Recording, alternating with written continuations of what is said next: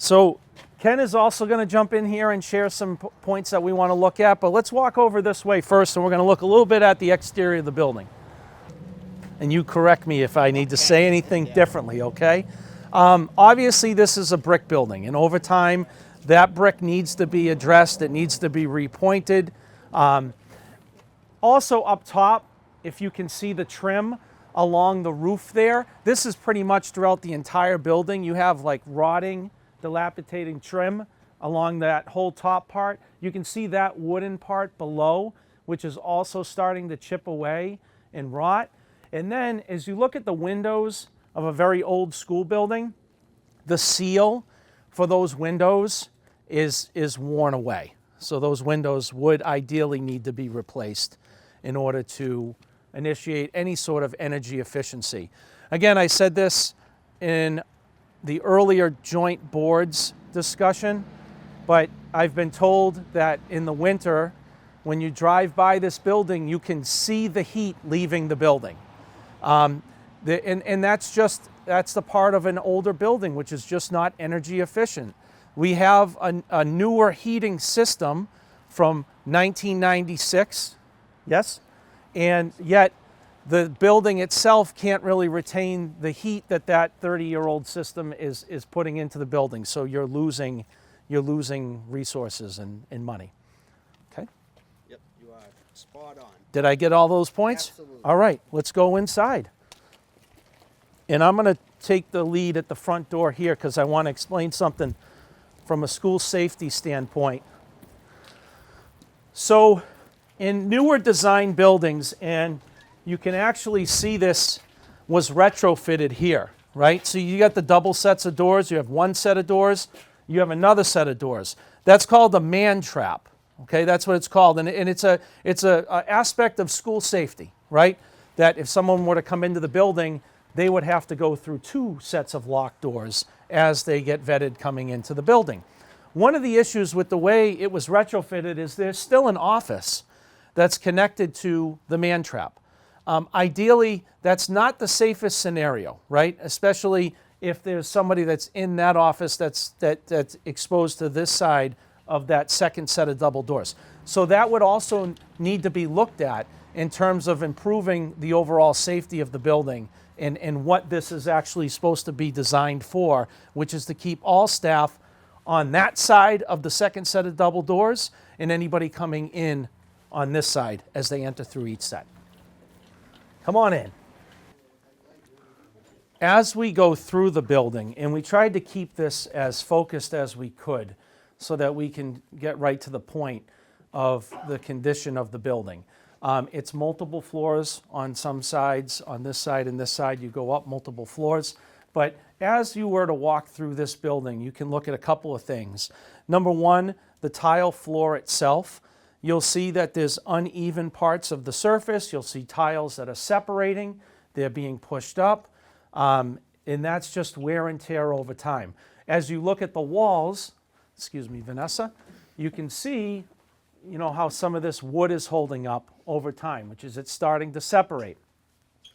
Same thing with ceiling tiles, which you can see throughout the building. The issue with an old school is it's susceptible especially to water damage, right? So you have a couple of areas where water can continuously get into this structure. The skylights, for example, that's a double pane of glass, but the further pane on the outside is not completely sealed for all of those skylights. So water gets in and it sits on that first pane coming out of the building, and then what happens in the wintertime? It freezes, it expands, and it does more damage to that particular structure. So those are some of the things that I just want you to keep in mind as we walk through the building. We could go through this whole building and look at all of the floors and all of the walls and all of the ceilings. But if you look at it in one part of the building, you're going to get a pretty good idea of what it looks like throughout the entire building. Okay? You want to go through the gym? Yes. We're going to go into the gymnasium. So this is our gymnasium. It also doubles as an auditorium with the stage. What you really need to look at in this particular part of the original building is that crack up on this wall right here. So that is a foundation issue, okay? And essentially what that means is that the building is still sort of settling in a way, and it's doing damage to the actual frame of the building. That poses major issues when it comes to, again, we talked about water damage. This particular floor, as you walk across it, you'll notice it's not entirely flat. There are some areas where this floor lifts, and we have to repair it. The tough thing about repairing a court is, I don't know if any of you are aware of how courts get made, right? They get nailed in from the side, okay? And they slide together like connecting parts.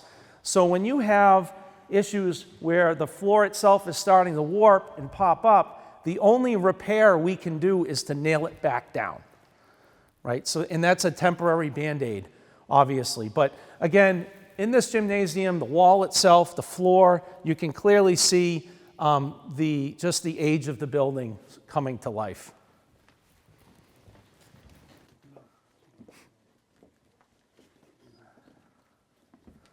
All right, so now we're going to take a look at one of the restrooms, okay? And we can pile in here. It is a good amount of space. So come on in. This is one of our boys' bathrooms.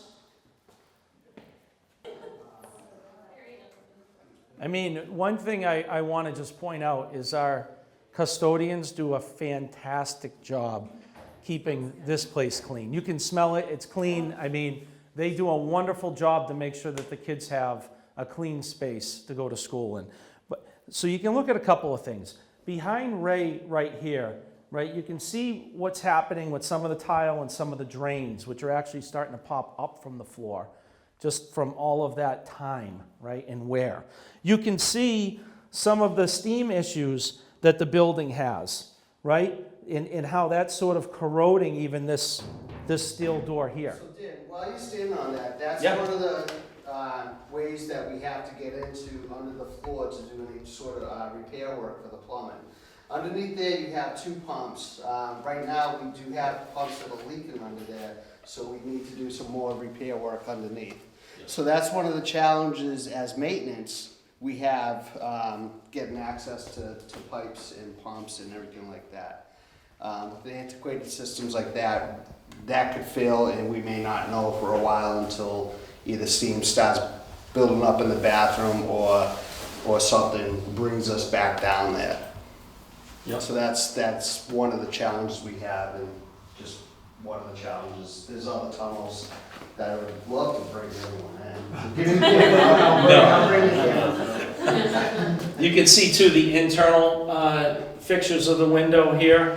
It's just not designed to be energy efficient, right? It's an older design. It's not going to retain heat well at all, okay? You can see some of the flooding marks on the ceiling here where it's been repainted.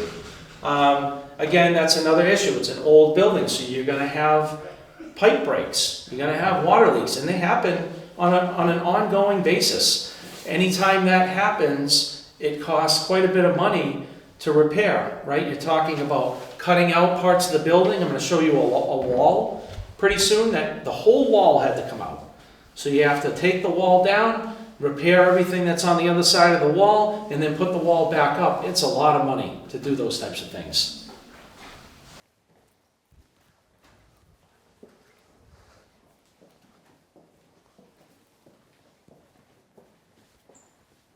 We're going to go down to the right.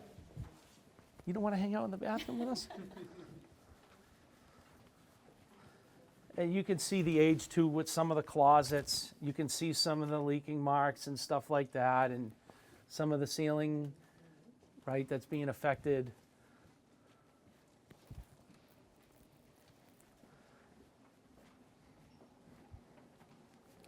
These doors on the classrooms, these wooden doors, over time, they warp.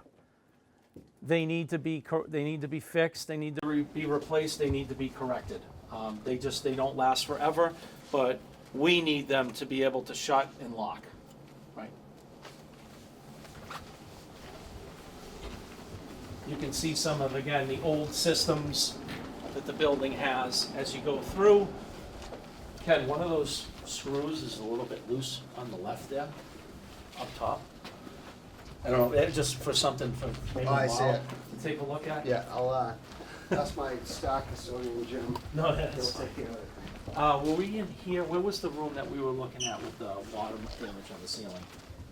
Was it this one, or what was it? What was it, this one? Right here. Yeah, you definitely have it there, you can see some of the You can see tiles. some of the, where we had. This is from the skylight? Yep. Yeah, so you can see with some of the skylights, see the water damage on the tiles in here? Sorry. Okay.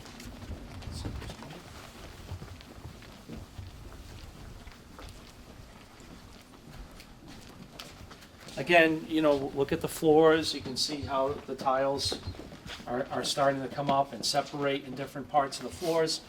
So this entire wall here, right behind the camera, last year, there was a pipe break in the fall further down towards that classroom door. And the entire wall had to be taken out. The pipe itself looked like it was rusted, corroded, and that's what's pretty much running through the whole building. Is it a heating pipe then? Ken would I have think the, it was a heat pipe. Yeah. Yep. so, I mean, it's just the nature, again, it's an older building, the pipes don't last forever that were put into this place, so. All right, let's go check out a couple of classrooms.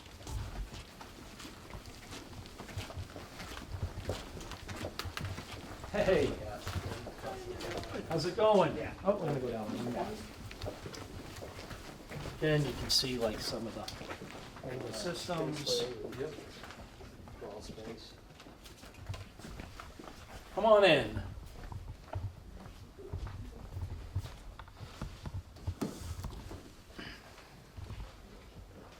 So, this is a classroom. Obviously, it's in one of the newer parts of this particular school building. But again, you can see the issues with the tiles. The windows do not do a great job when it comes to maintaining the heat. But it can also get very hot in these classrooms because of those issues as well on the opposite side. So when you start talking about summer months, there is some piping issues beneath this part of the building. So in the really hot days, sometimes you can like smell, there's a funky smell that can be in this part of the building. You can see the antiquated HVAC systems that are running in this building. These are old school. They're old to the point where if something breaks, it's really hard, if not impossible, to find replacement parts at this point. So these guys, again, I can't say enough about the amazing custodial crew that we have in this district. They will at times try to help repair, retrofit, whatever they can do to keep the buildings running effectively for the kids. And you can see, you know, some of the conditions of the walls.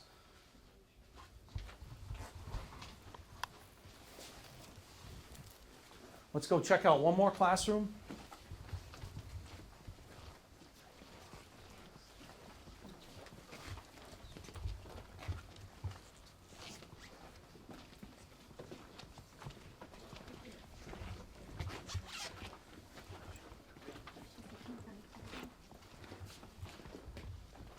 You can see, for example, the tiles are starting to sag. Some of the tiles are even falling out where they've been cut for all the piping that's going up into them.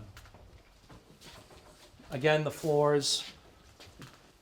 Yeah, can I make mention while you were talking Please. about the ceiling tiles? Yeah. That is sagging. Yeah, I But- did, yeah. Yeah, so I was, if you can see this beam here, this beam goes all the way up. And there's a set of original windows up top.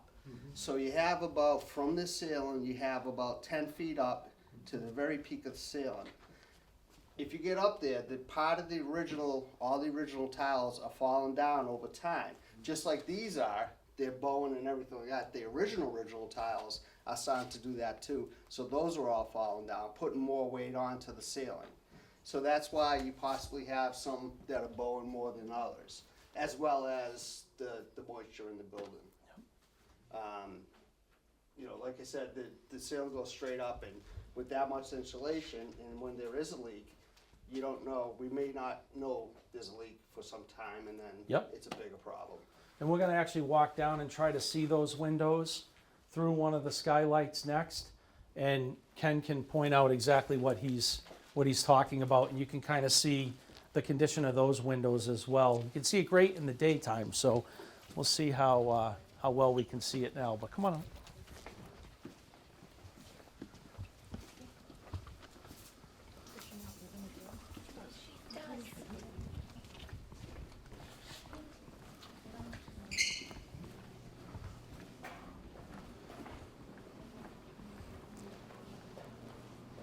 This area of the floor, so water damage from above, and we also have some issues with water damage from below.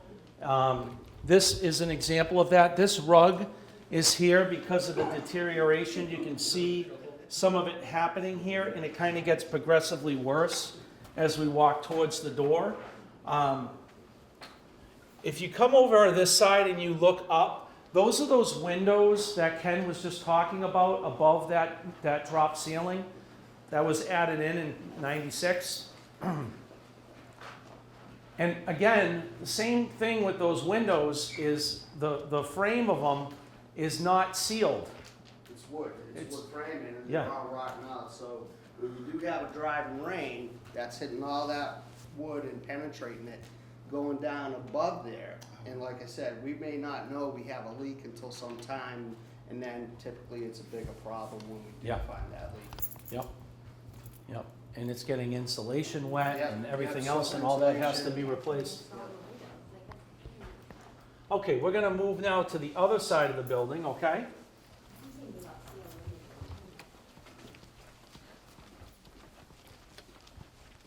You hiding in the classroom?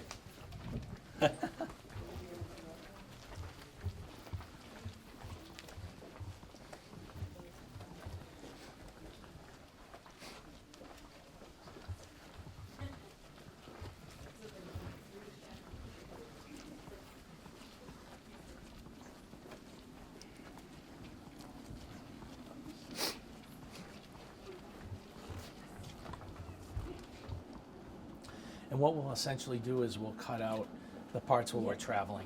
Yeah, thank you. I'm just letting it roll and. Yeah, no, that's let fine. it- Yeah. Nope, that's fine. Yeah.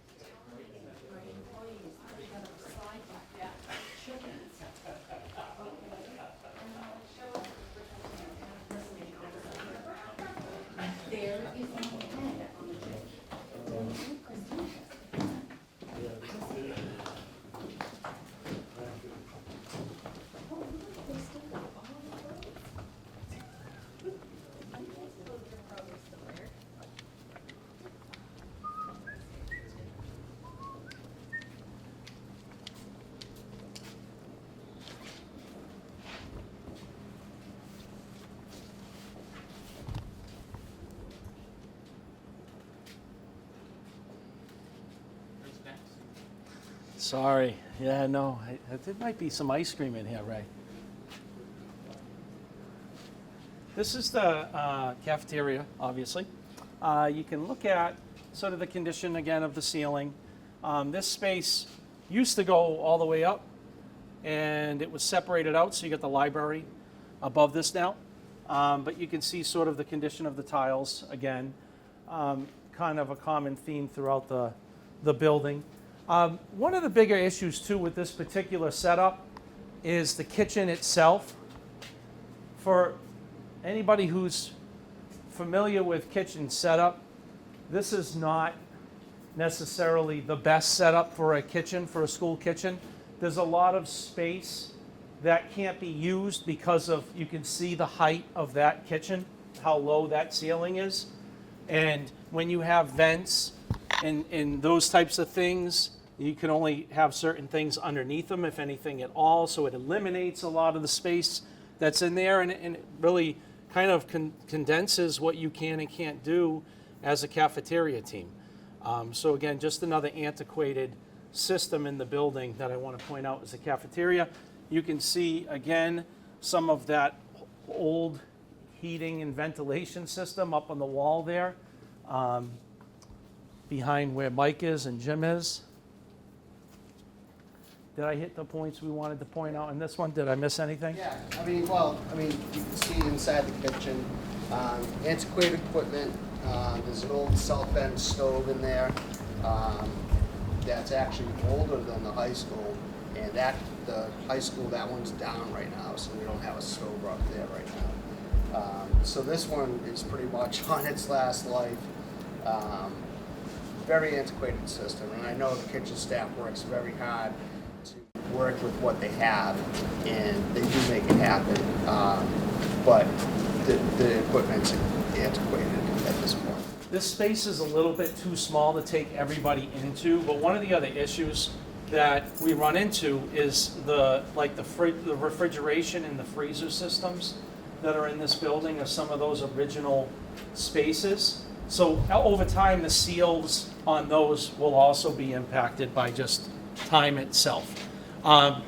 You can see at times condensation on the outsides of those doors. That's not a good thing. That means that there's a temperature difference and they're not holding their temperature well. So that's another system that we have to keep an eye on in order to make sure that nothing in that freezer spoils or goes bad. Did you have? A few years ago, or 18 years ago, there used to be an issue with the amount of kids that were coming in to actually get in a lunch line with the amount of time they had to go through to actually get their lunch and then sit down. Yeah. I imagine with the numbers changing, is that still a problem? Where kids, by the time they get their lunch, it's time to head to a class? It's a great question. I don't know. I'd have to talk to Alex on that, but I would say that you're absolutely spot on. The setup of this cafeteria is not what I would call a modern cafeteria setup. To Christina's point, usually there's spacing so that students can move quickly through lines that offer a variety of food choices, and obviously we don't have that option with this spacing setup. All right, we're gonna go back out and to the left. If you want to lead the way, Raj. So you can see some of the damage again to the tiles. One thing that is very difficult about maintaining this building is you can see the bottom right here. This is an access point. This is a doorway into the tunnels that lead under the building. So when Ken and I joined the team, we made a rule that nobody goes into the tunnels alone. Right. Because we might not ever find you. And I'm half kidding when I say that. Like it's not convenient. It's not necessarily safe. That if something has to be figured out, like, hey, where's all that steam, right? And you got someone crawling into a tunnel system to figure it out. Someone could get hurt. So and again, it's just an aspect of the age of the building. That's how they constructed buildings, right? That's what they used in order to be able to have access to the piping. But we don't even necessarily know or have mapped out everything that's in those tunnels. So again, it's just another point of the age of the school, right? It's very hard to fix everything when you're working with a system like this, where you have to go find it There's a lot of mysteries. A lot of mysteries. Al Capone might be in there, we think. I'm still looking for that bag of gold to bail us out of this. All right. You want to take a quick look at the boiler room? Yes, please. Yep. Thank you. So we don't all have to go like this, it's really warm in there. But this is the steam boiler room, it's a combination. I'm not too familiar with steam, so I really can't talk too much on it. But me looking at it, it's pretty antiquated. It's an old system. It's washing machines. Yes. That it's, that we gotta get rid of. This is the one that failed, one of the boilers failed last year. Yes. Yep, there was that one in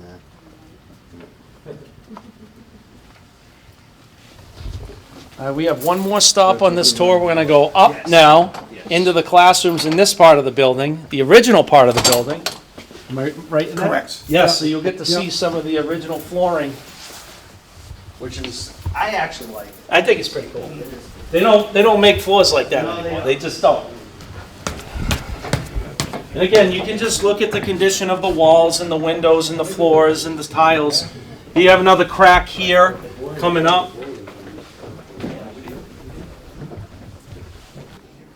One area I neglected to point out while we were talking about ceilings, see those sprinkler heads that you throughout the building?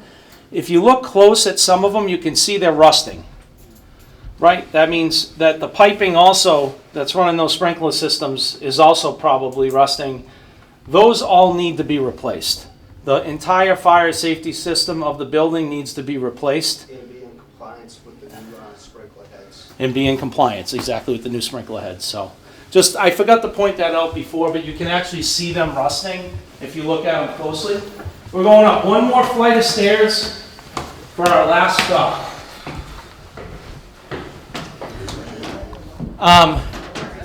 So this is an example of a classroom. Come on in, you guys can come in. Come on in.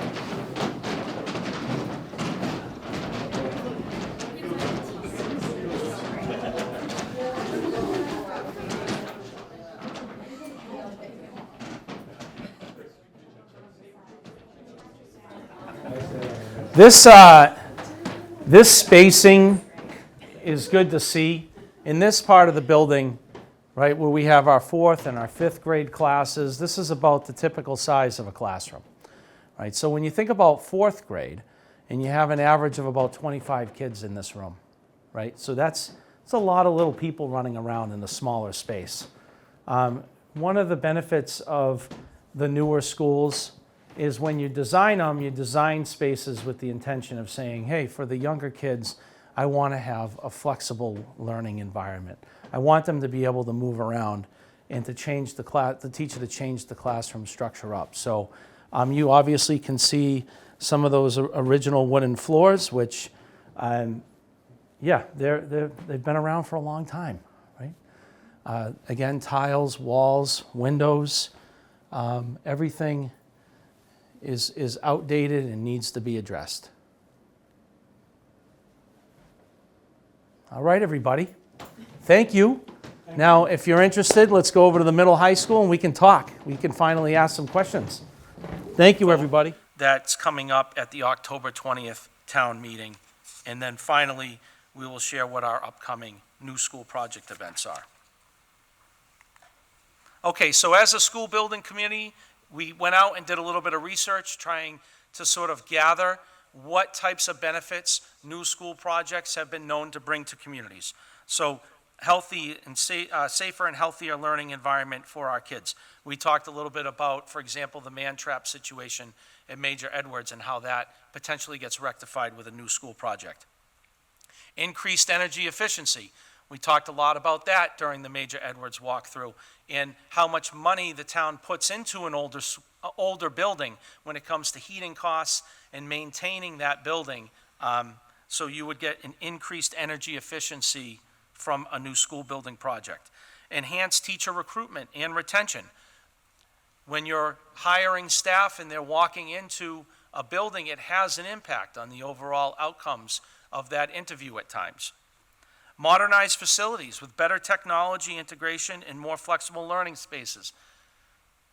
Our man Eric has done a fantastic job outfitting this space with all the technology that students need, but it is a very rough outfit that we need to conduct in order to make it work at times. And Eric works magic with that.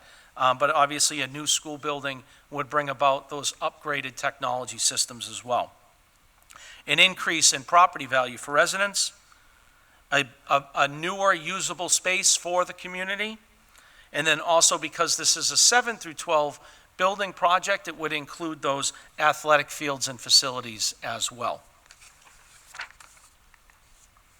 So just so that we're all on the same terms, let's give a quick overview of what capital improvement planning is, which is a process that our town is entering into for a 5-year projection of capital improvement needs. And with that particular plan, the school district submitted 17 different items across the 2 buildings. There's actually over 50 different capital improvement projects that exist between the 2 school buildings, and that's submitted to the town as a part of that process. So our capital improvement plan is essentially a published document that identifies, schedules, and identifies the financing of major infrastructure, facility, and equipment projects to manage the growth, sustain operations, and meet the community's needs. What are the key components of this strategic plan? It prioritizes high-cost projects, it estimates expenses, it outlines funding sources, and it sets timelines to ensure financial responsibility and effective asset management. So as I said before, we're currently in this process as a town of updating our 5-year capital improvement plan. The feasibility study itself will also help us, again, look at some of those areas of capital improvement. We just walked through Major Edwards.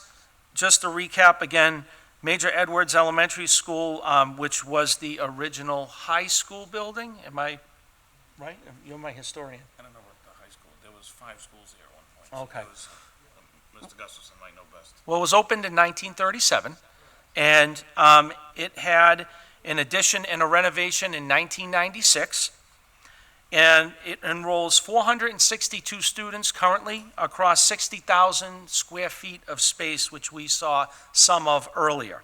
Right now at Edwards, we do have some capacity issues in terms of grades 1, 3, and 4 are averaging anywhere between 26 and 27 students in classrooms on rosters. And these numbers are not inflated. I was asked by a community member if this was sort of the result of we are a school choice district, and as many of you probably know, students from outside of West Boylston come to West Boylston Public Schools to get that sort of small school district personalized opportunity.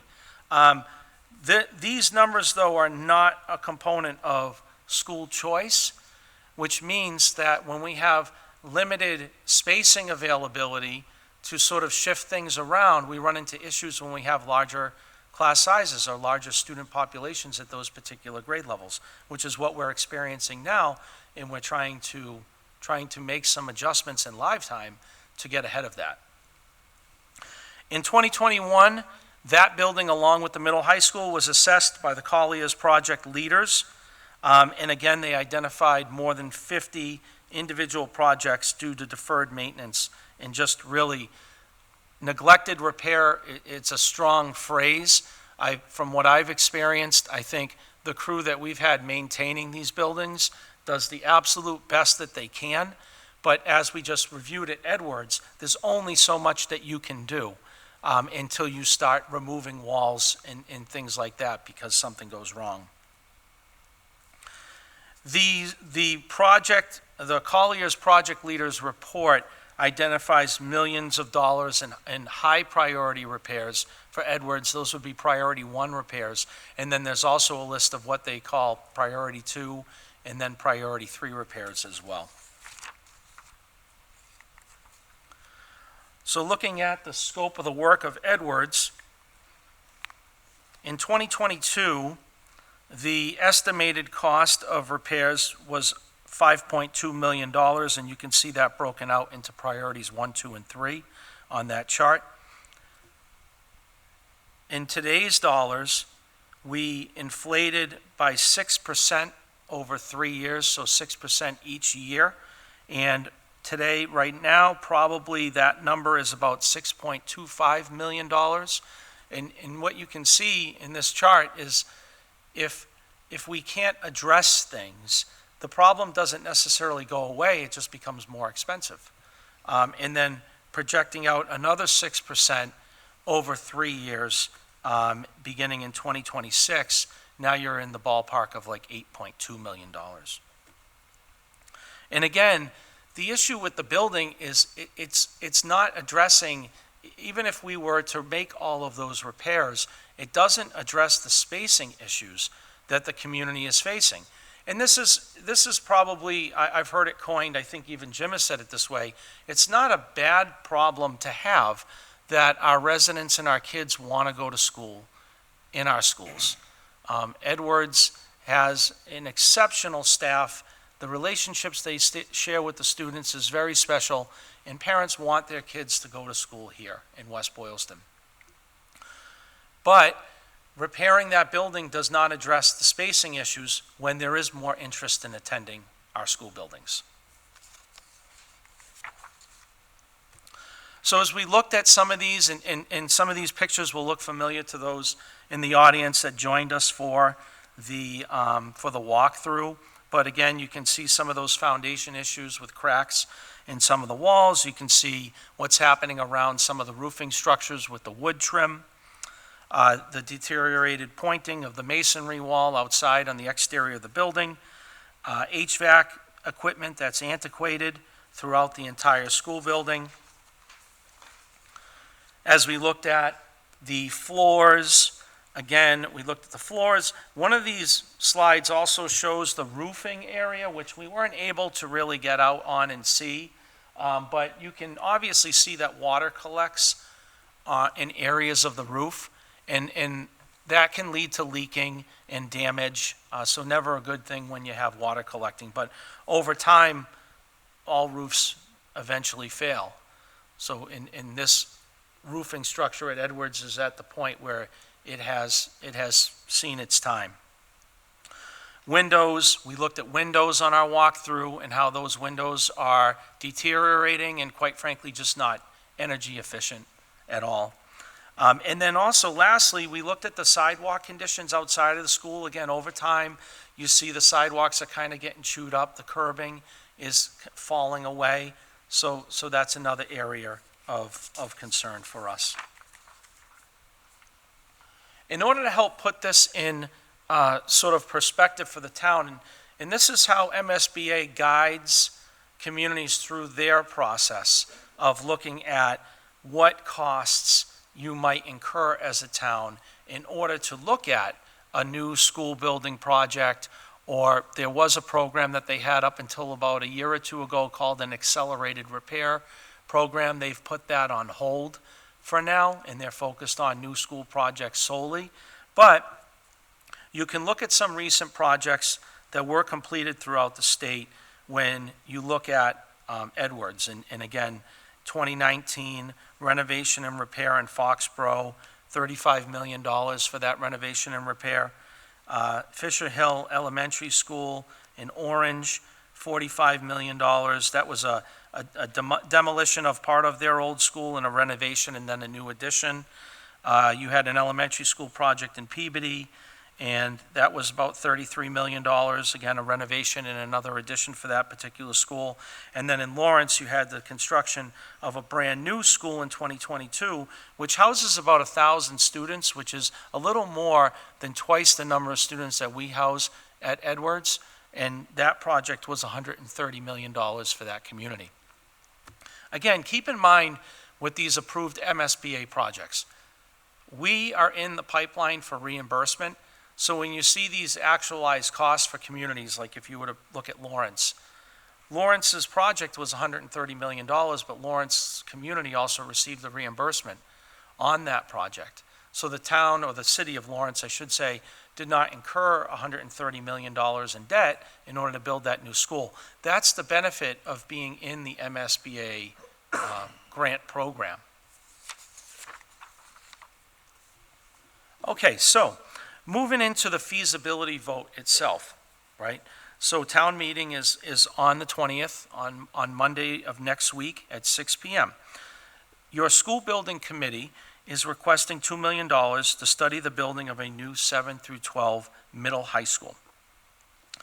That $2 million goes towards a few things, one of them being the feasibility study. A feasibility study is a comprehensive assessment conducted before a project begins. So it's a look at what the project potentially entails. And why that's important is because as a town, we need to be able to look at the practicality of the project, the viability of the project, and the potential for its success. So that's where we start to derive some of the cost figures, is from that actual feasibility study. Without a feasibility study, we are truly just guessing at what a project may or may not cost. Again, we can do our due diligence to pull figures in from other communities that have done similar things, if we can find similar projects. But again, it's just an estimation. So I like to just point that out for the community, that without the feasibility study, we just don't know what it will cost. But it provides stakeholders with the information needed to make informed decisions. In addition to that would be the schematic design of that 7 through 12 middle high school, which is essentially the initial phase of the architecture process, or for the engineering project itself. It takes ideas and it turns them into physical drawings and models, floor plans, elevations, the layout, the scale, the concept, and systems of the building. It allows for the edits as well, in terms of what we're doing as a town, so you can be more actively involved in the budgetary side of that to an extent, when it comes to getting the overall schematic design of what the proposal is. A personal example I can use is in the community that I was coming from. We had done the schematic design. We had asked the firm to try and keep those costs within a certain range. In this example, they weren't able to do that. Unfortunately, it had exceeded the range that we were looking for, but it helped us as a community make informed decisions about what we were looking for, and then ultimately whether or not we ended up working with that firm on that particular project.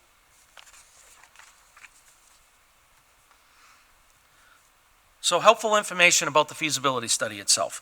Again, we are approved for just over 57% reimbursement as a town. That's our current 2025 reimbursement rate. We were told by MSBA that that will change most likely come 2026, but it will not change by much. They said it would still be in that ballpark of about 57%. But they do set new figures at the turn of each calendar year. We are requesting $2 million, but when you think about the $2 million being for the full scope of feasibility, we also are accepted for that reimbursement rate. So many of the costs that we would incur as a part of this feasibility study would be reimbursable. So the town might not expend the entire $2 million, even though MSBA requires us to request the full amount of what the feasibility study may cost. The scope of it, the monies would be used to examine the feasibility of a new 7 through 12 middle high school. We would also take part of those monies and we would need to look at what a renovation and rehab of this building would cost, because part of this project is to shift the student population from Edwards. Again, as I started, Edwards would be the school that we are ultimately looking to replace, but it would shift the pre-K through 6 grades would be here. 6 grades currently here now. Pre-K through 5 would be coming over to this school building to join the 6th graders, and then you would have a brand new 7 through 12 middle high school. And again, the long-term planning components of a feasibility study, we would include a 50-year capital improvement plan or expenses in order to make some comparisons and inform decisions as a town. If we vote no on the feasibility study, then we would have to reconvene as a school building committee and sort of make some decisions on what comes next. We've looked at other options as opposed to maybe just exiting the MSBA program, because that would be one of the options. We've talked about maybe trying to look at other funding sources through town in order to still bring this to fruition, but that would be something, if there was a no vote, we're meeting on October 27th as a school building committee, and we would just bring that information back to the committee, and then we would talk about next steps. One of those next steps also, which is included on this slide, we could resubmit if there's a request from the town to continue to look at new school building projects. We could always resubmit to MSBA as well. The problem with resubmitting is MSBA really, they make the final decision on whether or not you are accepted into the pipeline. They make the final decision on the priority of need. Now, MSBA has already identified West Boylston as having significant need, which is why we were selected amongst 60 plus applicants for this particular cycle of new school building projects. But MSBA still says we just need the community to know we reserve the right to say there might be a greater need somewhere else if we were to resubmit an application. And then, of course, this doesn't, even if we did move forward with a new school building project, and I think Ray always sort of articulates this well, so I'm going to steal what you were sharing, Ray, because I think it's well said. 5 to 7 years could be that scope and that range of what we're looking at. You have about a year's time where that feasibility study is being conducted. And then you can look at if it gets approved by the town to go into the new construction project on whatever, let's say, for example, that debt exclusion looks like, then we begin construction. Now, obviously, our recommendation as a school building committee is going to be to build the school as fast as possible, because in construction, one thing always stands true. The longer it takes, the more expensive it is. So we would want to make sure as a school building committee that we're on top of that project as it unfolds to sort of help to keep those costs contained as much as we possibly can with a firm that we would be working with on that. But there will be some capital improvement needs that will still continue to be an issue in that time span of that window. We wouldn't be able to just do nothing over the next 5 to 7 years. We would have to continue to start looking at what priorities need to be addressed between both school buildings. Okay, so upcoming events. Town meeting, October 20th. We've sort of had a marathon of meetings, which we were absolutely honored to be a part of and to be discussing these things on the part of the town. I want to thank all the members of the school building committee. I think you have a fantastic group of stakeholders who are there to represent the town and to look at all of these things in the town's best interest. If you are in the audience or if you're at home, this is a QR code. If you want to scan that, you can give us some feedback on how you think this forum went, how the presentation of information was. And with that, we turn it over to some questions. We good? Questions? All right.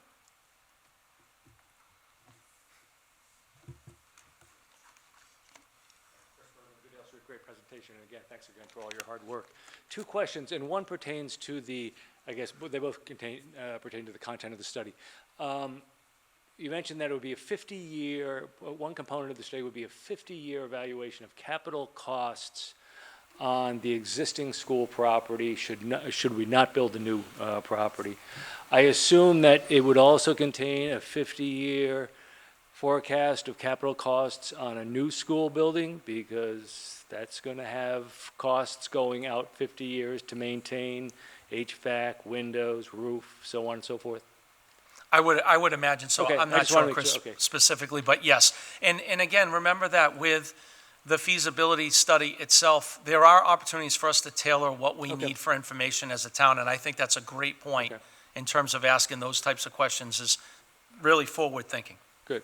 And along those lines, bringing over the component of the middle high school that will be in that, or I'm sorry, the grammar school that will come over here for renovation, and that's going to be in the scope of this study as well. Will that also be reimbursed, that portion of the study at 57%?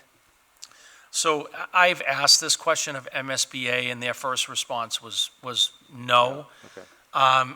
There are some differing opinions on whether or not that pertains to this 7 through 12 project. Okay. So our intention as a school building committee would be to continue to work with them on that. Okay. But their specific feedback from me was the reimbursable portions of this are strictly tied to the 7 through 12. So Middle high along, school project. so along those lines, if we did go forward with moving that over here, that, your estimates in here, 35 to $45 million of recent schools of a like size, that would not be reimbursable under the school building.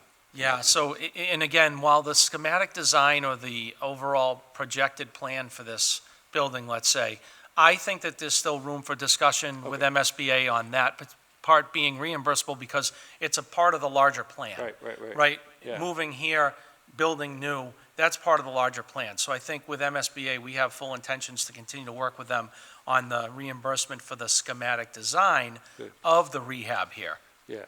But you're absolutely right. The actual costs for rehabbing this building are not included in what we would be reimbursed on. Okay. We'll get everybody involved to lobby for it, that's all. Thank you, Chris. Good evening. David Gustafson, 570 Prospect Street.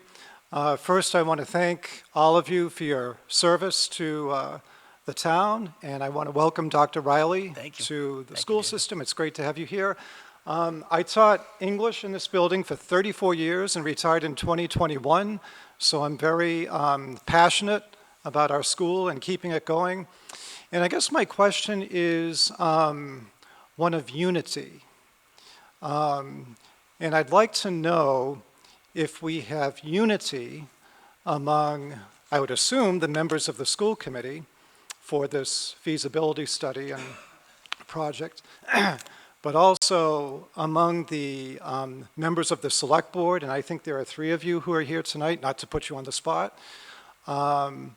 And next Monday, at town meeting, when the moderator turns to the finance committee for a recommendation, if the finance committee will be able to give a positive recommendation for this project.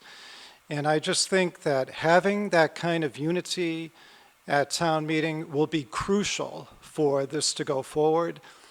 I've been thinking a lot about this. Your regionalization presentation a couple of weeks ago was very persuasive, and I would call that just doing your due diligence. And I know periodically regionalization comes up, going way back to the 1980s. When I first started teaching here, there was a lot of talk about regionalization, and it's never gone anywhere. And I think that's true for several reasons. One is that surrounding towns do not have room for us. And in the past, I believe there were towns that did not want us. And I think that could be true today as well. So if people here who are on the select board or finance committee, school committee, if you could just speak to us about your thoughts about this, I think it would be very persuasive at town meeting next Monday if everybody is unified. But if you're not, we need to get that out in the open. And maybe tonight we can talk about why we might not be unified. Thank you. I can start. I do believe that when you are an elected official, it is actually a benefit to have differing opinions. You don't want everyone on the same board thinking the same thing. There'll be no progress, no discussion. I really do believe that we all have the best intentions, and I do think we all have differing opinions, and I don't know what the extent is of those opinions, but I don't think you'll ever find complete unity in really any decision, honestly.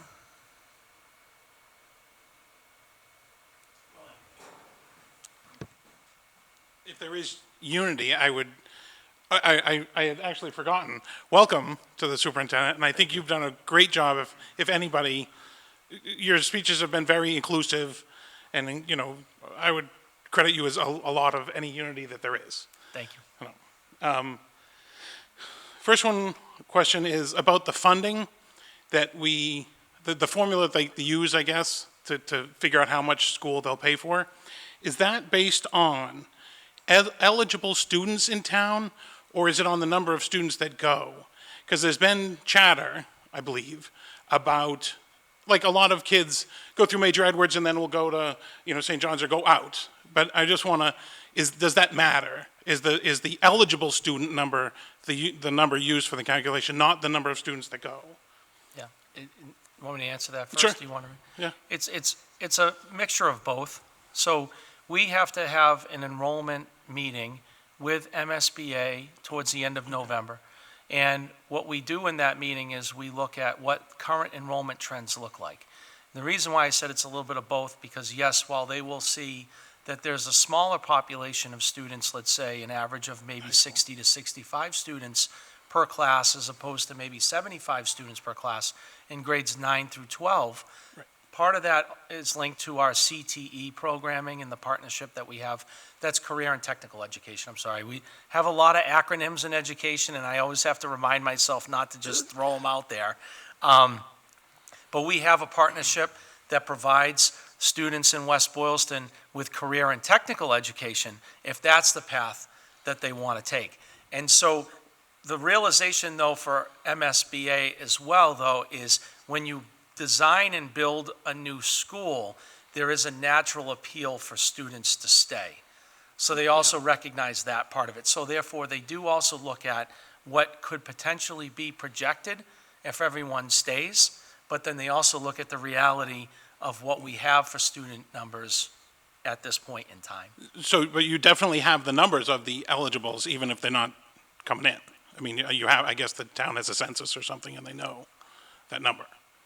Oh, absolutely. In terms of MSBA's perspective on our enrollment and the need for this? Well, more the, like, a lot of, like, there's St. John's kids, there's Worcester Academy kids in town, but you know about them. It's not like you, whatever, assume that they left or moved away and they aren't even Oh, in yeah, town. we track that. Yep, we Yeah. track where students go to school, especially if they're residents of the community. Right, Yep. okay, and, all right, good. I mean, I'm that's sort of seeking to sort of dispel, I don't know, any idea that that is a, like, kids aren't using the school, why get one, you know, or something like that. Oh, So, sure, yep.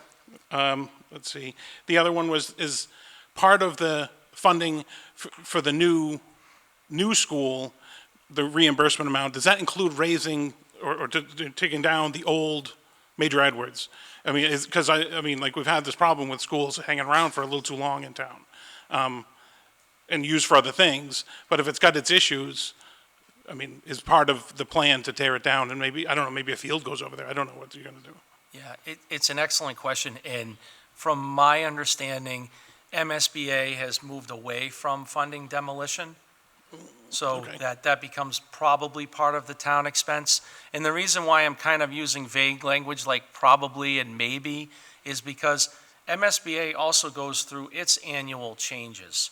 And so an example of that is its reimbursement process, right? It's recently modified to become more in real time.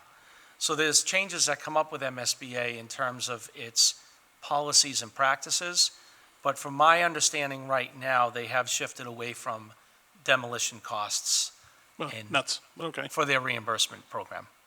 I would hope, whatever, at some level, it's addressed so that we at least know how much we're facing there. I would just like to add one thing, and I don't know the specifics, but once it's no longer a school, I don't believe it falls under the jurisdiction of the school committee. So it's a town asset. Yeah. So I don't know that we know at this point in time what we would want to do with that building and who even makes those decisions. So I think that's something else to consider as well. Yeah, and it's not an easy call. I mean, we used the other one for town hall, and then it turned into or was raised and turned into the senior center. I mean, anything could happen, I guess. I'm just wondering if that was part of the planning, but it may not be. It sounds like you said that there would be, in the 50-year plan, an energy use, because we did sort of an energy audit of the schools, energy use of the new one, and you sort of look, make sure that that makes sense. You're not putting in oil burners or something that is going to get worse or harder or something to keep going. Okay, now back to the 2 million. Is it possible to spend the full 2 million, even considering the reimbursement, so we would get 2 million of state or whatever, and 1 million more that's our money?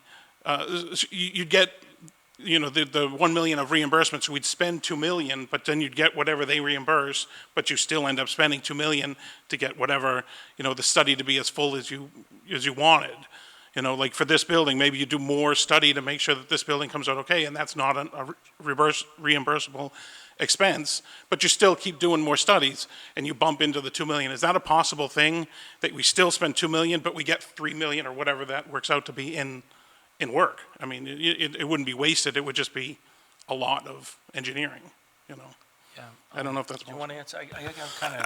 I guess my perspective of it would be that wouldn't be what we're telling the people we're using the money for. So well, okay. I guess I would not be in favor of doing something like that, because we're stating that we're asking for $2 million to do a feasibility study. We're estimating that's the cost of it, and there's reimbursable funds. I think it would be outside of the scope to go beyond that if we're selling it as such. And I think it's written into the warrant as well, right? That the I specific believe so, yeah. use of the money, the fund itself is overseen by the school building committee to use for the purposes of studying the feasibility of the 7 through 12 middle high school. So I think, as Jim pointed out, the intention would be to keep it within that scope. Appropriate. That's I'm what sure that's I'm just standing here learning from, or not trying to learn from, what we've done before, which is when we did the senior center and they dug up the across the softball or soccer field, and we thought that was part of that plan, and then it fell out of the plan, and it turned into costing us. I mean, it's a beautiful softball field, Yeah, that's but it good. ended up being outside of the scope, and it turned into a town expense separately. Oh, gotcha. So, I mean, like if we're spending this money, you're not gonna. I would hate to run into an end of the project that isn't the end of the project. Like you're here and you're in this building and you're saying, oh, we have to do more work in this building. Well, we have to do an engineering study to figure it out now, because we didn't do it the first time. I just want to avoid sort of slowing things down by. Yeah, I mean, a point taken, I just think that if we're gonna do anything outside what we tell people we're gonna do, we'd have to bring it back to them. Do it. I would say do it. I was just going to welcome my last line is thank you to the new superintendent for helping out with this whole thing, and great presentation. Thank you. Even with the Aruda stuff. Thank you. Appreciate it. Ray Burkalt, Prescott Street. I did want to try to answer from the Finance Committee perspective the question from Mr. Gustafson. I think it's fair to say that the committee as a whole recognizes the need. We need to do something. I cannot say that there's uniformity of opinion as to this being the plan that we would choose to promote. We are actually discussing this tomorrow night for anyone who's interested in joining a very exciting Finance Committee meeting. But of the actions that we're considering, one would be that we take no formal endorsement vote, but potentially provide an opinion on pros and cons. We might choose to endorse or not endorse, but part of the logic in the meetings we've had so far is this is really a town decision on whether or not to create an asset. And that's not just dollars and cents, it's really the value to the community, which isn't something we can really quantify. So we'll be figuring this out tomorrow. Nice. Thank you, Ray.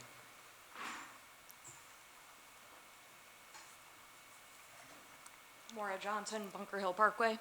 To follow up kind of with what Mark was saying is the taxpayer really wants transparency. So we don't want to commit to a $2 million feasibility study and then turn around and say that did not include renovation, playground, the parking lot, the curbs, all the other periphery stuff that goes with a school. So it's already been brought up in other meetings of if Major Edwards does not exist there, where is their new playground? So we have to think outside the box to realize that if $2 million feasibility study is only limited to the reimbursement of a new high school, what's going to be asked of us as taxpayers moving forward, either at next town meetings or just if somebody came up on Monday and said, what happens to the playground, and nobody can answer it, it's kind of begging the question of how many times are you going to come back to the table to ask for more?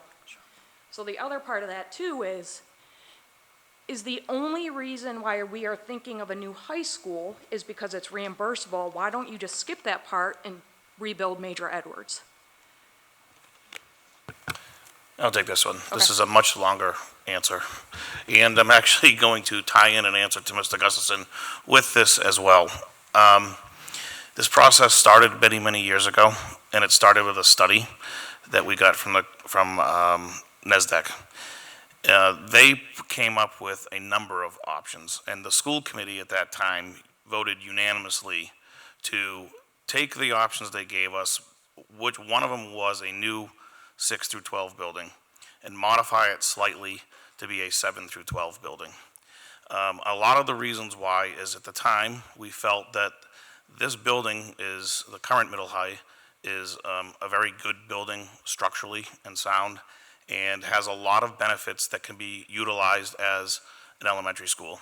It does not, however, have a lot of the characteristics of a modern-day high school. So if we're going to build something, we should really try to look at how do we make the school system as whole as possible. And a new high school at that time, a 7 through 12, seemed to be the best answer. I still feel it is the best answer. I can't say that the school committee is still unified, but there were, because of turnover, we currently still have 3 members who voted in this way on the school committee. So we haven't taken a new action to find out if the school committee is still unified in that way, but the 3 of us that did vote for it are still present on the committee. From that report, we moved forward to try to get accepted into the MSBA program to be eligible for a building. It's a lengthy process. We've submitted multiple times and were turned down. We had hired a consultant company to help us with this initially as well, who, really, I guess, is part of their expertise is helping school districts get accepted into the program. The 3 major characteristics, and Dan's gonna have to help me because I always forget one of them, is enrollment, programming, and I think I actually figured it out, and the state of the building. So, based on that, at the time that we first submitted, there were other communities with dire needs than us, if you can believe it, after taking the tour of Major Edwards. So it took a couple times before we even got a meeting, and the first meeting we had was December of '23, where we were a finalist. We were one of 60 schools. We had a meeting here with school committee members, town administrators, the superintendent at the time, and then several MSBA representatives, and we toured the buildings. There was no spot on the form when we applied to explain our entire plan of shifting this to be the elementary school and making a new 7 through 12. After the meeting, they understood what our goals were and going forward, and when we were invited to reapply, we had the opportunity at that point to then present the necessary documentation to explain our entire plan. It was at that point that we were actually accepted into the MSBA program, which was in December of '24. Yep. Which leads us to this point now. So the long-winded answer, I guess, define the whole process so people kind of understand how long it takes. It took this long to get where we are. This is something that at the time we went through all this, we felt it's the best result for the community. The MSBA has agreed, otherwise I don't think they would have invited us into the eligibility period. And as we've mentioned in multiple of the presentations, we can't really deviate from the plan without setbacks. And from my point of view, setbacks just mean more money. I can't speak to any definitive plans because there aren't any for here, but hypothetically, if we were able to build the 7 through 12 building with the appropriate athletic fields, there's a possibility we could build a playground on this baseball field here, right? So there's a lot of options. There's a study that was done for sidewalks and improvement in ADA accessibility to this building. Those things should be looked at and be part of another plan going forward. So there is an ask beyond the new school to do renovations to this building, which could be sizable because we want to make sure that we bring it up to ADA compliance and we have things like a playground. We have to retrofit the bathrooms for little people, things like that. So there's a lot that still needs to be done. But I think overall, if you look at the project as a whole, it would still be the best thing for the district and for the community. And only some of this is reimbursable. The larger amount is what would be reimbursable, being a 7 through 12, for two reasons. One, you cannot be in more than one MSBA project at a time, so it's either new school building or the accelerated repair. But on the other side is the accelerated repair currently has been suspended, so it's not even an option. So the timing for all of this, at least doing it this way, we would get a reimbursement of a larger project.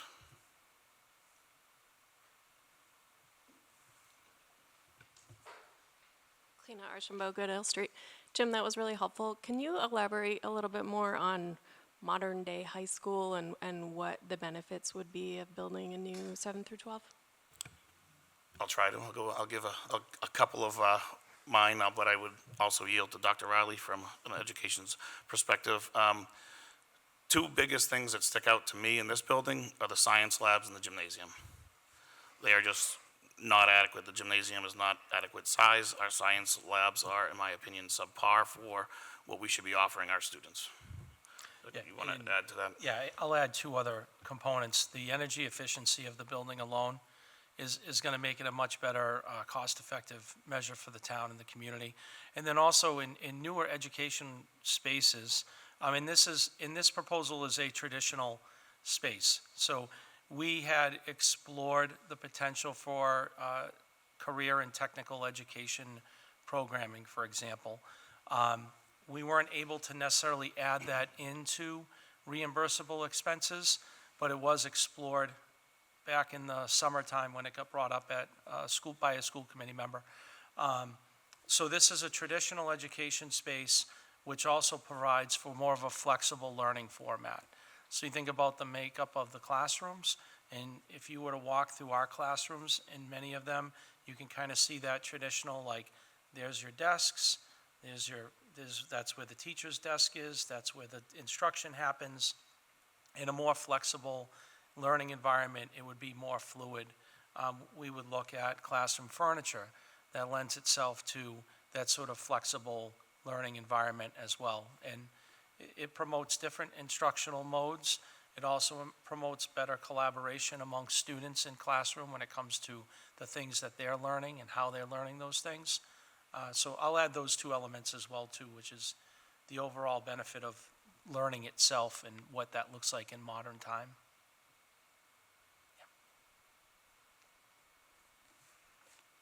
Hi, my name is Emily. I'm new to town.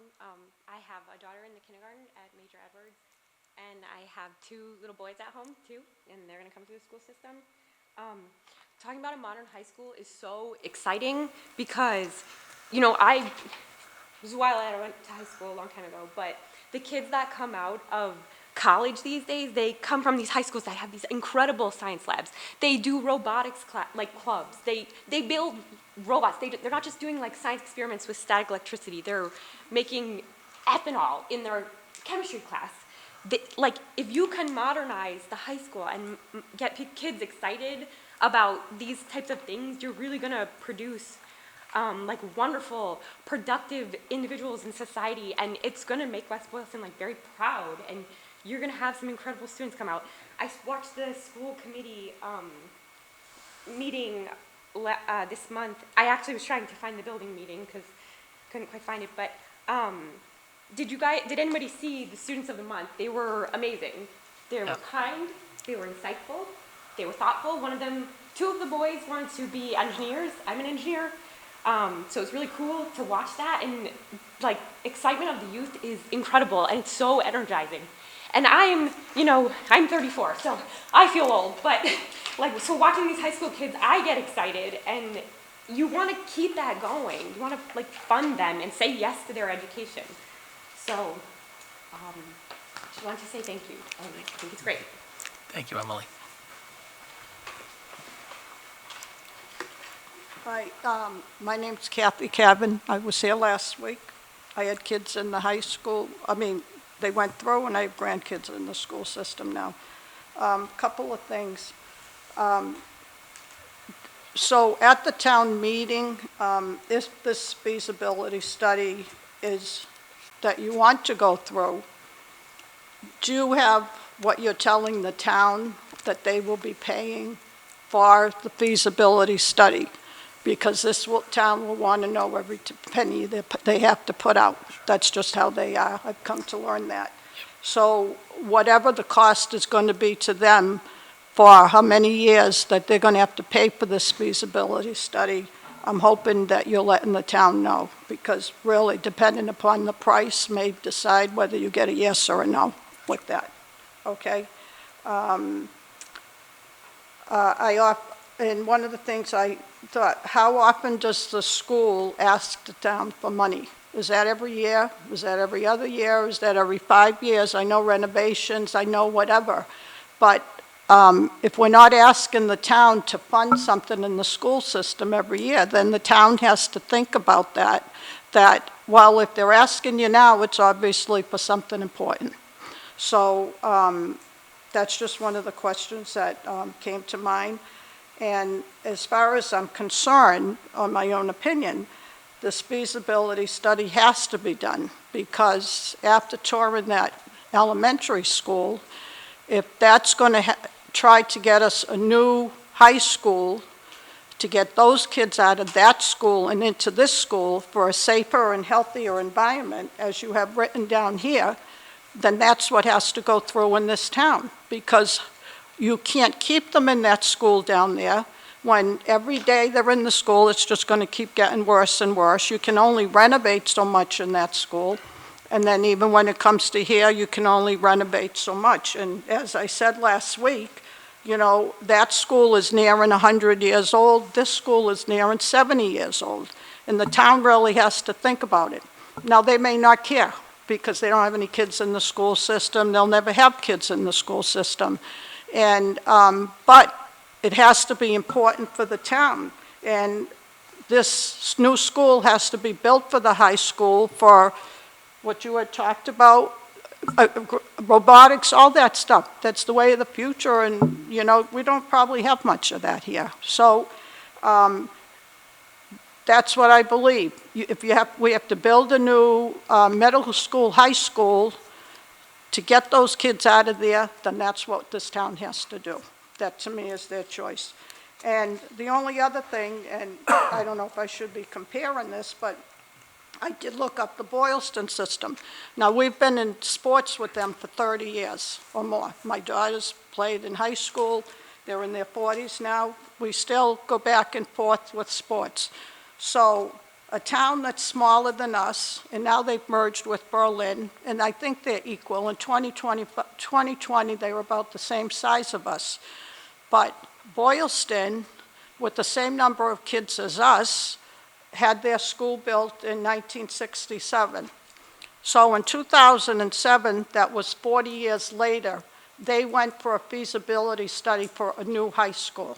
Now, our school is almost 70 years old, and outside of the last 4 years, or 10, I don't know, have we ever gone for a feasibility study? And in 2007, they were accepted, and in 2013, they had a brand-new high school. So after 40 years of their high school, they went for a new high school, and here we are, almost 70 years, going for a new high school, and not even going for a new elementary school. So that's all I have to say. And we still merge sports with them, and maybe they're different how they operate, but I guess I just look at it that their town voted for a new school after 40 years of a school. Maybe it was higher enrollment with Berlin, I don't know, whatever it was, but they've always been equivalent to us in sports because we have played them sports for 30 years, or more maybe. I only know 30. That's all. Thank you. Last question. Capital improvement plan, and I know one of your slides, I think it was slide number 7, talked about identifying, scheduling, and financing major infrastructure. So I know the school sometimes, I sit on the finance committee, we do a lot of stuff with the town as far as grants, we see stuff that comes through for the town grants, different DPW, seniors, whatever it might be. We don't see everything, all the sources that are available to the schools, because you guys do that on your own. And I know Christy does a great job and everything, but all I'm saying is going forward, I think it's really important that that position really be elevated to identify everything that's out there, because as was previously mentioned, the townspeople are going to want to know that we've pushed every button to get every financing source, as well as the taxpayer. That's all I'm saying. So I just think that's a really important thing. And anything we can do to help is, from the finance committee standpoint, we're welcome. Nice. Thank you. I'll do one more thing. I did one. Or 5, whatever. Jim, I think your speech was perfect. I think that would go far. I mean, you should have had this meeting first, and then done the other 2. I think a lot of stuff came out. I mean, the excitement about whatever, seeing new stuff when you're a new kid. I mean, I'll pile on that one with, went to WPI, 20 years or 30 years later, my daughter goes to WPI, and I say, what is all this new stuff here that they're doing? I mean, but as proud as a parent to see her come out. I mean, that was terrific. So I would pile on to that also, to make, not only get unity, but get like a pride in the program. I mean, like make people like, yeah, this is a good idea and this is what we should be doing and this will make us great or whatever. This will make the school back to what it was 20, 30, whatever years ago. I think that would be terrific. Is there like a before and after walkthrough of the Orange school project, which seemed to be about the most similar project? Like, so you could see what they started with and what they ended up with, and maybe people would appreciate it that way. Like say, oh my goodness, yes, well, this seems even like a dumb idea not to do or something like that. I don't know if that exists, but that would be a valuable, I think, thing to put out there. And then you had mentioned, I think you said students, programming, and building. Is there talk about programming besides only the, I forget what you called it, the vocational or you had a programming idea that was career and college readiness is part of. Yeah, and I mean, is there going to be a discussion or something, and not a meeting like this, but like that's also part of the school, Well, any of it. I mean, like yeah, we're going to have new equipment and new spaces and flexible areas and new teachers, but what are they going to be doing? We have this new whatever. We're working on curriculums. We're always on top of it. We're always on how they teach. We're always, I don't know, but some of that is also part of the pride, interest, unity, all that kind of stuff too. Well, as I've been collecting data from the town and as part of my entry planning process, a reoccurring theme that I've heard from parents, students, teachers, and community members in general is just more of the career-based and even college-based, advanced coursework-based opportunities being available to the students as they go through in their trajectory.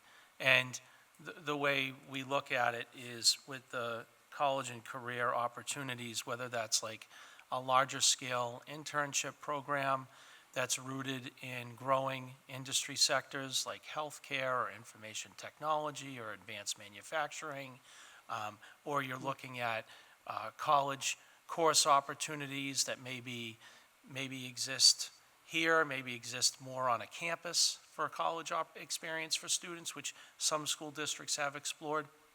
We had that in my previous school district as well, but you're essentially building it backwards. So you're looking at those opportunities as more of part of that culminating experience, but everything you do leading up to that matters.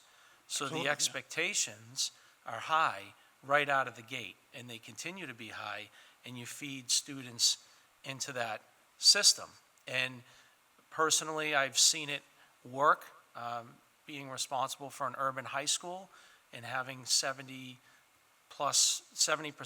over 70% of my students were eligible for advanced courses by the time they were juniors and seniors. So it's a pipeline that starts in the earlier grades Oh, absolutely. with high expectations.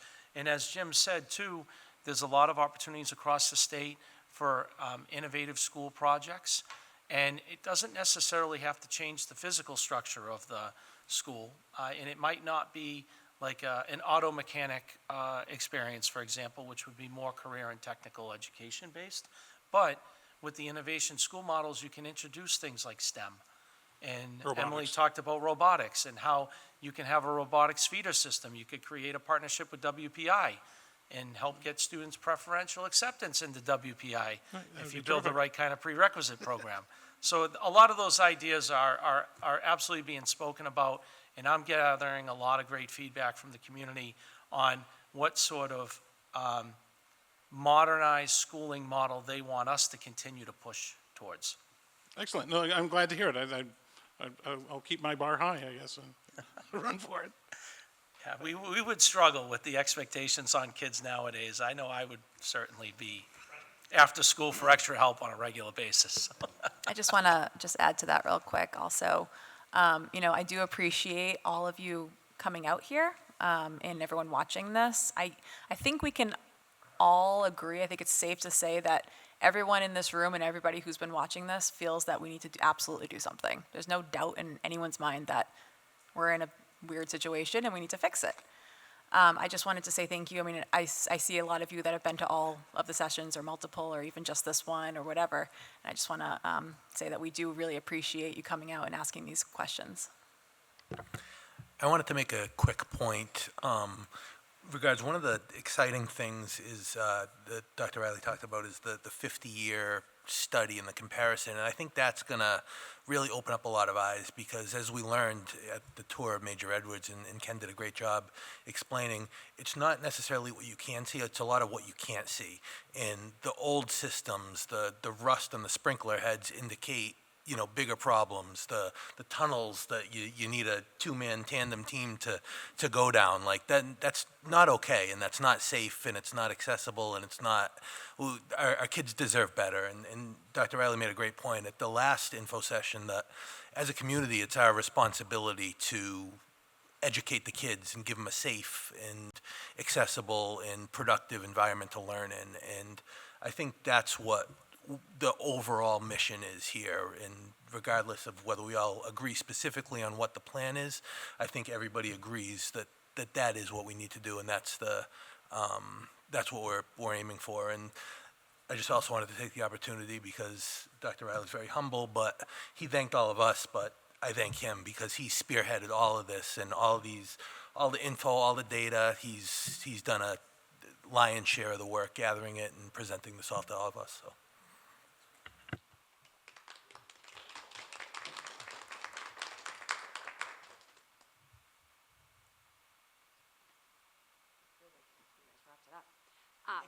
So, Christina Pedoni, I figured since Ray did a plug that he has a meeting tomorrow at 6:30, I would say the Select Board also has a meeting tomorrow where we're going through warrant articles. I'm not a townie. I've only lived here 20 years, and apparently you have to be born and raised here and never have moved to be considered a townie. But in 20 years of being here, what I have consistently seen is we are great at starting projects, and then a turnover will happen and projects don't get finished. And I think what I hear from a lot of people, I'll use the senior center as a great item. We were all told that the field would be restored. The senior center completed 5 years later, guess what didn't happen? And then there was funding. I think a lot of us are used to fighting for a lot of things, and I think when we think of capital funding, our CIB board is not looking at $1 million of funding. They're looking at $300,000. This year it'll be $305,000 that will be transferred, and they're spreading that across the entire town. So when we make decisions, it's not, yes, the school might put forward items, but you're putting forward a boiler at Major Edwards. I think it took a decade to actually get the second one. I don't even know if it's still replaced 20 years later, but it stopped working when my son, who's now 23, was at Major Edwards in kindergarten. And that was a fight. I don't think the town, when we think of capital funding and they say, well, why didn't you fix it? Why didn't you keep up on it? You're looking at $300,000. I can't even make the ADA improvements we need across the town with $300,000. I can't do that with 3 times that, let alone fix these buildings. So for the first time in 20 years, this has come up. And other towns have built brand new schools, brand new additions. And we always see the price tag and say, wait a minute, we could do this differently because someone else has a better plan. And guess what happens? 50 years goes by and these buildings sit there until new parents go, why didn't we ever fix this? Well, this is why. This is your chance to fix it, but you're not going to do it with capital money. There's $300,005, I think, in a pamphlet that I'm going to look at tomorrow. I don't know what that would do for the school, but it's not going to answer all the problems. So I would just say that. So we do have a meeting tomorrow for the select board if anyone would like to listen in. Thank you.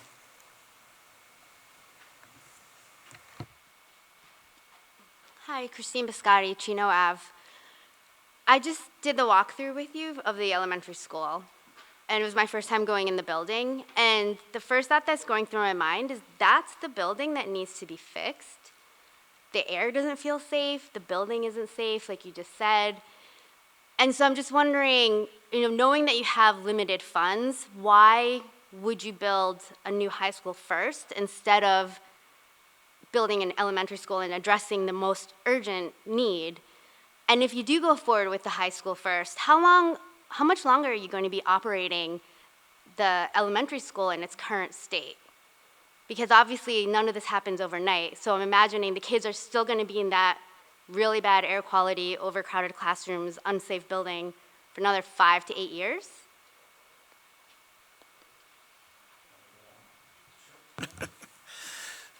So as I kind of alluded to earlier, it's the way the process works. We found the need in a way to look at the whole district collectively.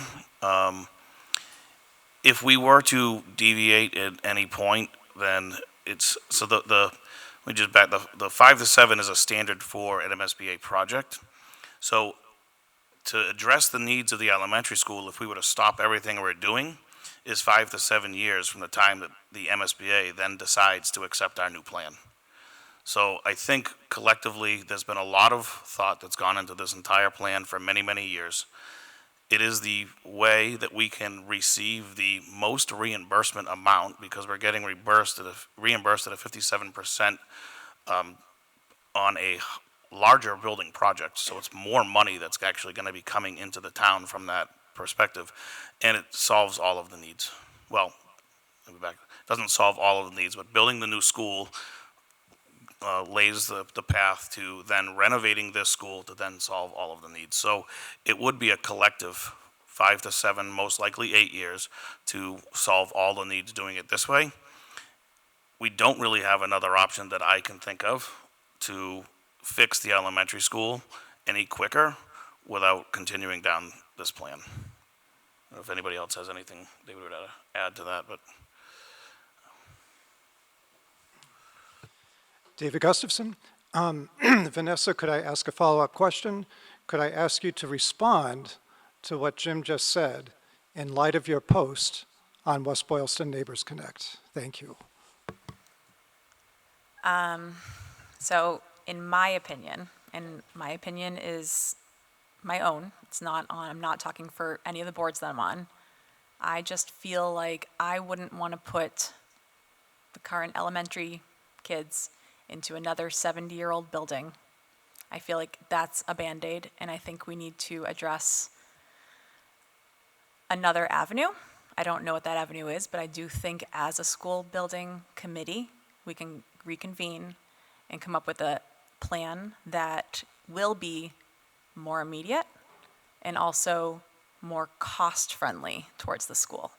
Because I've seen the estimates for what this project might entail, which includes upgrades, and I just don't know if we are at the point where we're ready to foot that type of bill. I used to do this in my classroom, so Jim, could I ask you to respond to what Vanessa just said? Sure. Oh. That's fine. I think I kind of answered it already where essentially this gets us the most reimbursement dollar-wise. It does collectively address all of the needs of the district, and it does it in the quickest amount of time. We've talked to MSBA. Any going back to the drawing board is going to add time, and with time becomes money. And like other comments have been made, it's just kicking the can down the road. I think the longer we take to look at this, the more costly it's going to be, even if maybe an elementary school might be less expensive than a high school, then we're neglecting the needs of the middle high school. So we're going to neglect something unless we do it as a collective project. And I think this is going to be the most cost-effective way because everything goes up. So the longer we kick this can, the more expensive it's going to get, and we don't know what the future reimbursement rates are going to be.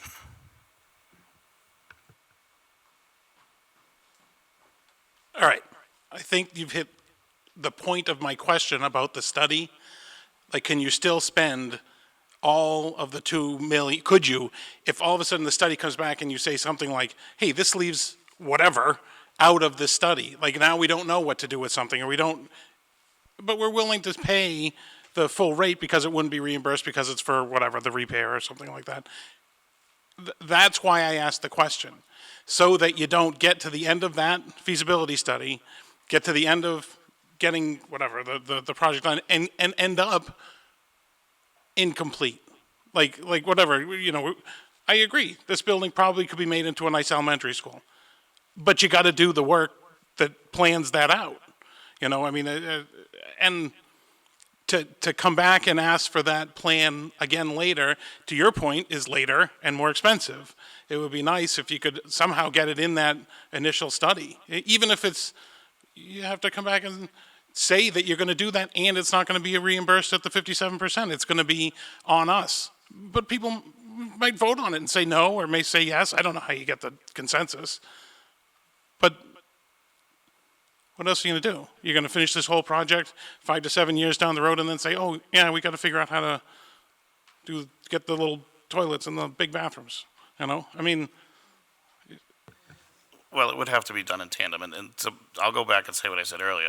If we spell out what we're going to spend the $2 million on, I'm not comfortable spending on anything other than what that is. However, if we then come back to town meeting later and say, hey, we get half of that money back, we would like you to give us permission to use that half that we got back to do this future work, then yes, that's fine. But I wouldn't feel comfortable spending money on something that we didn't tell them we were spending it on. That's all. So the point is, and we do have to do it kind of together, because the renovation is going to have to happen as soon as that building is ready, because we have a 6th grade class that's staying here.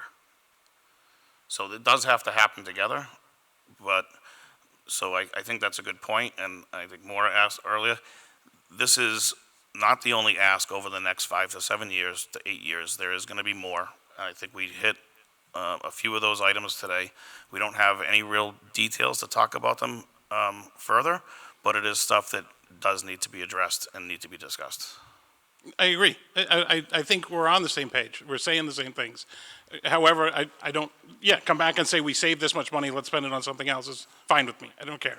But I think that tomorrow, Tuesday, Monday, whatever, the 20th, people have to feel like the project solves all the problems. Not gets most of the way there. And you can promise, we're going to get most of the way there and come back for more money, and this is our strategy. But you just got to let people to feel like there's hope and pride and unity on the schools are going to happen or not. Not halfway, not three quarters, not going to put the field in, not going to, whatever it is. We're going to get all the way there. I mean, I think that has to be somehow, somewhere in the message or something like that. Thanks, Mark. So the reality is that this town needs 2 brand-new schools. And that's the reality. Cost-wise, we probably can't do it, but that's the reality, because this town let these schools get this far without trying to do something. Little renovation here, little renovation there. Okay, so we can't go backwards with what we've gotten so far, that we've been accepted into this feasibility study, because it took us a while to get here. And if we have to get into building a school here, to get those kids out of that school, and I'll say it again, that's what we have to do. Because if you go back and then try to go to just get a new school for down there, then this just goes on and gets older and older. And then it takes you 6 or 7 years, and the kids are still in the school over there anyways. So, and you can, all right, I'll renovate that wall that's coming off right now, and then we'll renovate that floor that's coming up right now. But we've gotten to this point, and it's the farthest we've probably ever come in a long, long, long, long time. So why are we going back, as far as I'm concerned? We move here. I mean, other towns, and I can't think of any here, but other towns have put kids in another building because it's gotten so bad, until they can get another school to even renovate it a little bit. I don't think we have anything in West Boylston that we could probably do with that anyways. So, but then to keep the kids in there for another 5 or 6 or 7 years, you know, is just not right either. But we've come the farthest we've come in a long, long time. You can't go back, because we have to move ahead for one school or another now as a town. And you guys have to convince the town that we need something here.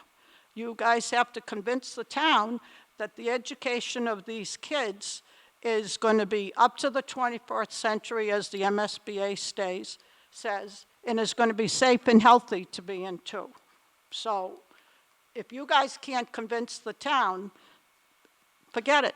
The kids, I don't know, I just feel like, how can you can't keep educating them like this. Everybody else is moving forward, but we're not gonna. Is it the people who run this town?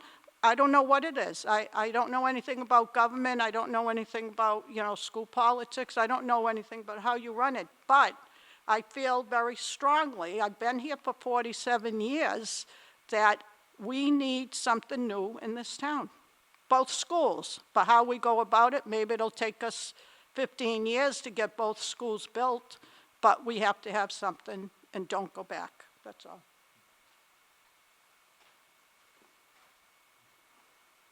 I have 2 questions. One, we're talking about retrofitting this school for an elementary school. What is the estimated life that those retrofits, like doing that, like what's the estimated life of all that? Like how long do we think that school's gonna last? Because this is a 7-year-old school, right? They said, so if we put a bunch of money into it, will it last another 50 years? Like, do we have those numbers? Unfortunately, we don't have anything like that right now. Because that might give a lot of people some comfort that, like, you're not going to come back and ask for a ton of money in, like, 10 years. And then if the, I guess, like, since some people are voting no, what are the proposed alternatives if you're not voting yes for the high school? What are the proposed alternatives, like, for the elementary school? I think that's directed at me. Yeah. In my opinion, I believe an elementary school costs at least half of what a high school would cost.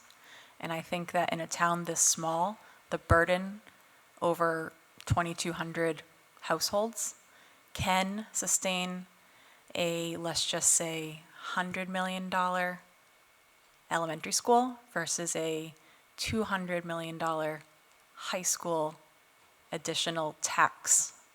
And on top of that, you would have to also add in, whatever it costs to renovate this. So if you're looking at the overall cost of it, I just don't think that our town is ready to put up those funds. And I do believe that we can come up with some better alternatives for a newer, or maybe not, well, go in and try to build an elementary school, but also try to update it so that the kids that are in there now have some immediate impact. I mean, my kids are in there right now. They're in 1st and 3rd grade.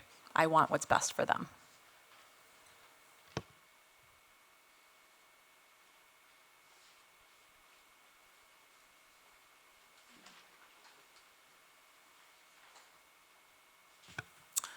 Any other questions? If not, I think we will adjourn, and I will thank everybody for coming out and spending the last couple hours with us, and hopefully it was very informative. And Thank you. Thank you all. thank you, everybody. Thank you. Thank you all.